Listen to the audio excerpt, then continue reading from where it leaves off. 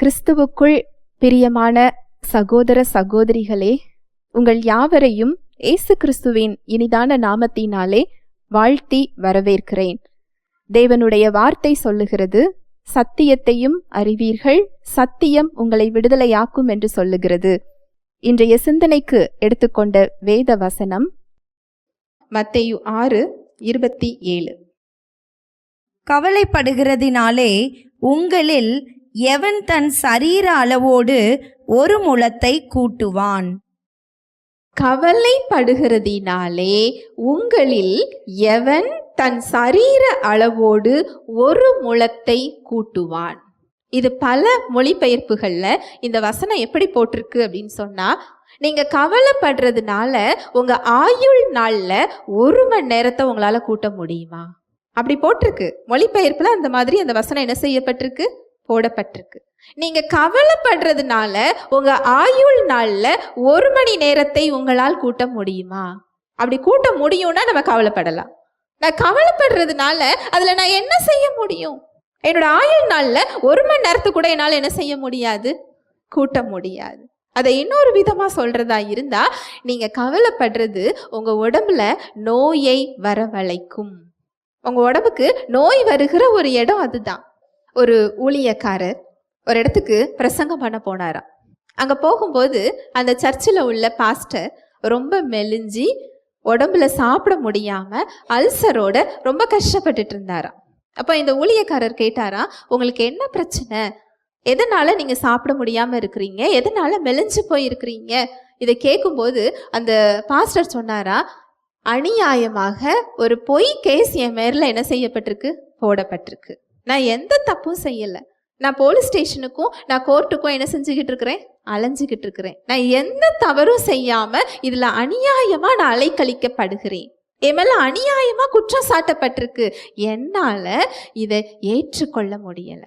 என்னால இதை என்ன செய்ய முடியல, தாங்க முடியல. எனக்கு படுத்தா என்ன செய்ய முடிய மாட்டேங்கி, தூக்கம் வரல. அந்த எண்ணமானது, அந்த கவலையானது அவர் உடம்புல நோயை கொடுத்து சாப்பிட முடியாம மெலிஞ்சி உடம்புல பல நோய்களை அவர் வச்சுக்கிட்டு இருந்தாராம். அப்போ இந்த ஊழியக்காரர் சொன்னாராம், என்னோட வாழ்க்கையில என்னென்ன பிரச்சனை இருக்குன்னு தெரியுமா அப்படின்னு கேட்டாராம். உடனே அவர் சொன்னாரா, தெரியல, சொல்லுங்களேன் அப்படின்னு சொல்லும்போது அவர் வாழ்க்கையில அவர் எதிர்கொள்ற, அவர் முன்னாடி நிக்கிற ஒரு 4-5 சவால்களை சொன்னாராம். இதை கேட்ட உடனே அந்த பாஸ்டர் சொன்னாரா, இந்த பிரச்சனையில இருந்தெல்லாம் நீங்க எப்படி வெளியில வர போறீங்க? உங்களுக்கு கவலையா இல்லையா? நீங்க எப்படி தூங்குறீங்கன்னு கேட்டாராம். நீங்க எப்படி நல்லா சாப்பிடுறீங்க, எப்படி நல்லா தூங்குறீங்க, இந்த பிரச்சனையை குறிச்ச கவலை அக்கறை உங்களுக்கு இல்லையா? உடனே இந்த ஊழியக்காரர் சொன்னாரா, எனக்கு இந்த பிரச்சனையை குறிச்ச கவலை இல்லை, அக்கறை இருக்கு. அதனாலதான் நான் என்ன செஞ்சிருக்கிறேன் அப்படின்னா, 1 பேதுரு 5:7, அவர் உங்களை விசாரிக்கிறவரானபடியால் உங்கள் கவலைகளை எல்லாம் அவர் மேல் வைத்து விடுங்கள். அவர் யாரு? இயேசு கிறிஸ்து உங்களை விசாரிக்கிறவரானபடியினால் உங்கள் கவலைகளை எல்லாம் அவர் மேல் வைத்து விடுங்கள். இதுக்கு ஒரு மொழிபெயர்ப்புல எப்படி போடப்பட்டிருக்கும் அப்படின்னா, அவர் விசாரிக்கிறவர் மட்டும் இல்லையா, மனுஷங்க மட்டும்தான் விசாரிப்பாங்க. அவங்களால ஆறுதல் தான் செய்ய முடியும். ஒரு லிமிட்டுக்கு ஒரு சின்ன சின்ன உதவி செய்யலாம். அவங்க நினைச்சா கூட ஒரு உதவியை உங்களுக்கு என்ன செய்ய முடியாது, செய்ய முடியாது. ஒரு வலினா அதை நாம தான் என்ன செய்யணும், சுமந்தாகணும். ஒரு விஷயம்னா நாம தான் எதிர்கொண்டாகணும். நமக்கு பதில் இன்னொருத்தவங்க வந்து என்ன செய்ய முடியாது, செய்ய முடியாது. அவர் நம்மை விசாரிக்கிறவர் மட்டுமல்ல, அவர் அதை விசாரித்து நம்முடைய தேவைகளை சந்திக்கிறவரும் கூட. ஹல்லேலூயா, பிரைஸ் தி லார்ட். அவர் விசாரித்து சந்திக்கிறவர் மட்டும் இல்லை, அது எவ்வளோ பெரிய பிரச்சனையா இருந்தாலும் அதை சரி செய்கிற ஆற்றலும் உடையவர், வல்லமையும் உடையவர். ஒரு மொழிபெயர்ப்புல அது போடப்பட்டிருக்கு. அந்த வசனத்தை மறுபடி வாசிக்கிறேன். அவர் உங்களை விசாரிக்கிறவரானபடியால் உங்கள் கவலைகளை எல்லாம், பெரிய கவலை எல்லாம் நீ வச்சுக்கோப்பா, சின்ன சின்ன கவலையை என்கிட்ட தந்துருன்னு அவர் என்ன செய்யல, சொல்லல. இந்த கவலை எல்லாம் நீ சுமந்துக்கிட்டு நீ அதை அக்கறையா கவனிச்சாதான் நீ வெளியில வருவ, பத்திரமா நீ வச்சு அதை கவலைப்பட்டுக்கோன்னு அவர் என்ன செய்யல, சொல்லல. உன் பிரச்சனைய நீ சுமக்காம யார் சுமப்பா? உலகம்னா இது இப்படிதான் இருக்கும், நீ கவலைப்பட்டுக்கோ அப்படின்னு அவர் என்ன செய்யல, சொல்லல. உங்கள் கவலைகளை எல்லாம். உங்க முன்னாடி இன்னைக்கு என்ன என்ன கவலை இருக்குதோ எல்லா கவலையும், அது சின்ன கவலையில இருந்து பெரிய கவலை வரைக்கும், உங்களால செய்ய முடிகிற ஒரு விஷயத்திலிருந்து உங்களால சுமக்க முடியாத கவலை வரைக்கும் எல்லா கவலையையும் அவர் மேல என்ன செஞ்சிடணுமா? வைத்து விட வேண்டும். உங்க பிரச்சனையை குறித்த பயம், உங்க பிரச்சனையை குறித்த கவலை, உங்களுடைய பிரச்சனையை குறித்த பொறுப்பு, நான் தான் அதை பொறுப்பா பார்த்துக்கணும்னு உங்களுக்கு ஒரு எண்ணம் வருது இல்லையா? அதையும் நீங்க யார்கிட்ட கொடுக்கணுமா? அவர் மேல வச்சிடணுமா? ஏன்னா நம்மை காட்டிலும் நம்மை விசாரிக்கிறதற்கு அவர் போதுமானவராக இருக்கிறார். ஹல்லேலூயா, பிரைஸ் தி லார்ட். உங்க கவலைகளை எல்லாம் ஒரு தடவை கொடுத்துட்டா நம்ம திரும்பி பார்க்க வேண்டாம். அதை செஞ்சு முடிக்கிறதற்கு அவர் உண்மையுள்ளவராக இருக்கிறார். அவர் மனுஷன் கிடையாது. ஒரு நேரம் ஒன்று சொல்லிட்டு இன்னொரு நேரம் அது முடியலப்பா அப்படின்னு சொல்றதுக்கு. அந்த வார்த்தைக்கு அவர் உண்மையுள்ளவராக இருக்கிறாரா? இந்த வசனத்தை அவர் சொல்லிட்டு என் கவலை எல்லாம் ஒருத்தர் சுமக்கிறேன்னு சொல்லியிருக்கிறாரு, அதனால என் கவலை எல்லாத்தையும் நான் யார்கிட்ட கொடுத்துருக்கிறேன்? ஏசு கிறிஸ்து கிட்ட கொடுத்துட்டேன், நான் சுமக்க தேவையில்லை. அது எப்படி நீங்க இவ்வளோ பெரிய கவலையெல்லாம் கொடுக்க முடியும்? இந்த கவலையை குறிச்ச எண்ணம் உங்களுக்கு வராதா? ஒரு பெரிய ஒரு முக்கியமான பிரச்சனைனா நம்ம சிந்தனைகளை அதை ஆக்கிரமித்து கொள்ளும். நம்மளால எளிதா அந்த பிரச்சனையை தூக்கி ஓரமா என்ன செய்ய முடியாது? வைக்க முடியாது. நம்ம நினைப்போம் இதை இறக்கி வைக்கணும்னு நினைப்போம், ஆனா அது இறங்கி என்ன செய்யாது? அது போகாது. அது எப்படி இந்த பிரச்சனையை நீங்க அப்படி எப்படி கொடுக்க முடியும்? உங்களுக்கு திரும்ப அந்த எண்ணம் வராதா அப்படின்னு கேட்டாரா. உடனே இந்த ஊழியக்காரர் சொன்னாரா, வரும், நான் சாப்பிட்டுட்டு நான் படுத்திருப்பேன், திடீர்னு சொல்லி அந்த எண்ணம் வந்து என் சிந்தனைக்குள்ள என்ன செய்யும்? வரும். இதுக்கு நீ என்ன பண்ண போற? இந்த பிரச்சனை இப்படி இருக்குது, இதுல உன்னால மேற்கொள்ள முடியுமா? இவ்வளோ பெரிய பிரச்சனையாச்சே. அந்த எண்ணம் வரும்போது உடனே நான் என்ன செய்வேன்? அவருடைய வார்த்தையை எடுத்துக்கொள்ளுவேன். நீர் என்னை விசாரிக்கிறவராக இருக்கிறபடியால் இந்த கவலையை நான் என்ன செய்ய முடியாது? சுமக்க முடியாது. என்னால இதை சுமக்க முடியாது. உங்க வார்த்தை சொல்லியிருக்கு, அதை உங்க கையில கொடுக்க சொல்லியிருக்கு. இந்த பிரச்சனையை நீங்க பார்த்துக்கோங்க. என்னால என்ன செய்ய முடியாது? பார்க்க முடியாது. நீங்க அதை விசாரிக்கிறதுக்காக நன்றி, என் சார்பில் செயல்படுறதுக்காக நன்றி, என் கூட இதுல இருக்கிறதுக்காக நன்றி, இதுல என்னை மேற்கொள்ள வச்சதுக்காக நன்றின்னு சொல்லி ஒரு 5 நிமிஷம் அவருக்கு நன்றி சொல்லிட்டு மறுபடியும் என்ன செய்வேன்? படுத்துக்கொள்ளுவேன். மறுபடியும் எண்ணம் வரும், மறுபடியும் எழுந்து உட்கார்ந்து இதை தான் நான் என்ன செய்வேன்?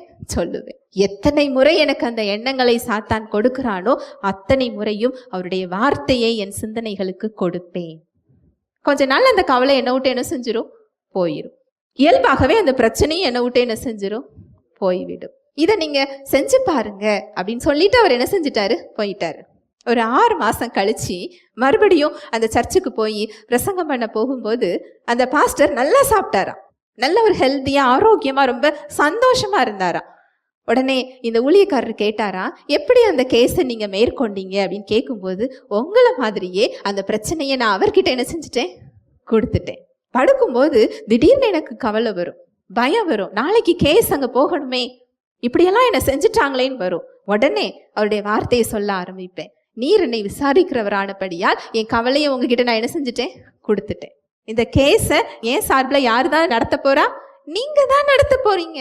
நான் ஏன் இந்த கேஸை நடத்த போகணும்? அதுக்கு நான் ஏன் பதில் சொல்ல போகணும்? நான் அதுக்கு நன்றி சொல்ல சொல்ல ஒரு வாரம் எனக்கு திரும்ப திரும்ப அந்த எண்ணங்கள் வந்தது.